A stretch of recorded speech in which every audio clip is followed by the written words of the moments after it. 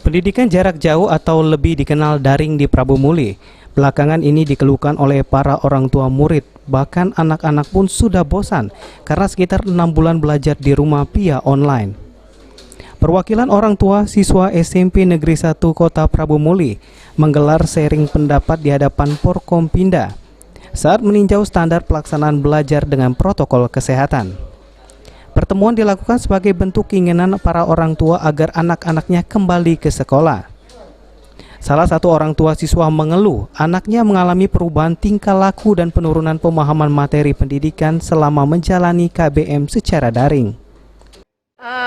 Tingkah laku anak yang sekolah dengan tingkah laku anak yang tidak sekolah itu sangat berbeda.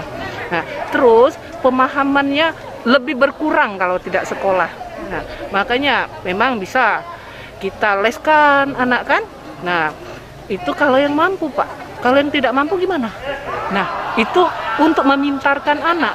Nah, makanya ini kan yang namanya COVID ini udahlah, Pak. Ini kapan berakhirnya itu nggak tahu kita. Tidak hanya orang tua yang berkeinginan anaknya kembali ke sekolah, para siswa-siswi di Kota Prabu Muli pun berharap pemerintah kota menginstruksikan sekolah untuk beroperasi kembali, namun tetap mengedepankan protokol kesehatan. Kami siswa-siswa juga pengennya cepat-cepat belajar tatap muka langsung. Bedanya tatap muka dengan daring kalau menurut kamu? Kalau menurut Pandu, kalau pembelajaran daring itu kurang efektif karena